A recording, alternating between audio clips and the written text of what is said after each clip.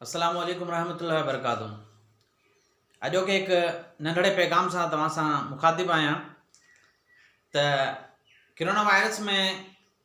जेके बि हलाकतूं थियूं आहिनि ऐं ॾिया ॾींहं जेके केसिस पाण वटि वधंदा वञनि ॿियनि मुल्कनि में, पर ख़ासि तौर पाकिस्तान ऐं सिंध जे तक़रीबन काफ़ी शहरनि में जीअं हैदराबाद में शुरूआत थी वई आहे ऐं उन खां अलावा पंजाब में बि ज़्यादा केसिस वधंदा वञनि, कराची में, सखर में, दादू में, अहिड़ी तरीक़े सां काफ़ी न्यूज़ में अचे पियो त काफ़ी MP MNAs आहिनि जेके उहे पंहिंजूं गाॾियूं जेकियूं आहिनि अवाम जी ख़िदमत जे लाइ वक़फ़ करे रहिया आहिनि। पर इहे हाल फ़िलहाल त सिर्फ़ु ख़बरूं ॿुधण में अचनि पियूं, पर हैरत ऐं अजब ऐं उन्हनि माण्हुनि ते मूंखे जेको खिलप थिए थी त जेके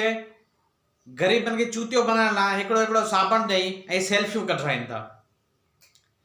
सेल्फियूं कढाए माण्हुनि खे ॿुधाइनि था त असीं जेको ख़िदमत ख़ल्क़ करे रहिया आहियूं। पर तव्हांखे ॿुधाईंदो हलां त मुंहिंजी हीअ जेकी वीडियो आऊं तव्हांखे उन्हनि माण्हुनि ताईं पहुचाइणु चाहियां था जेके चवंदा ख़िदमत ख़ल्क़ करे रहिया आहियूं, त हीअ जेकी वीडियो आऊं शेयर पियो करियां इनखे ज़रूरु ॾिसो।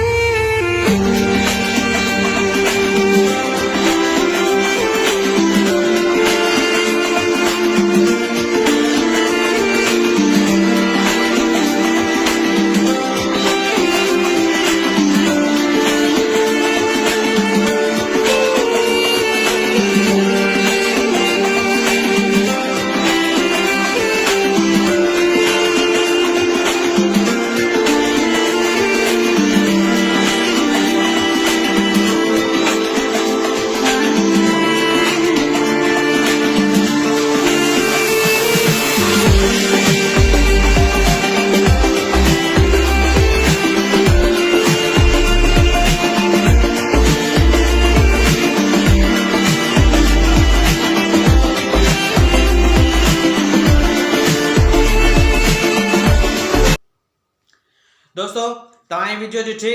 त हिन मां छा ख़बर पई ख़िदमत कीअं कबी आहे, ख़ल्क़ जी ख़िदमत कीअं कबी आहे। ॾिसो हिते पाण वटि हीअं त साबुण ॾी सेल्फी कढाए ऐं ग़रीबनि खे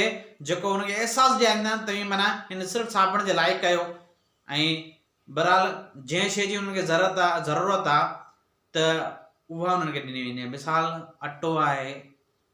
चांवर आहे, कणिक आहे, दाल आहे, त खाइण वारियूं शयूं ॾिनियूं वञनि उन्हनि खे, बल्कि साबुण ॾिनो वञे।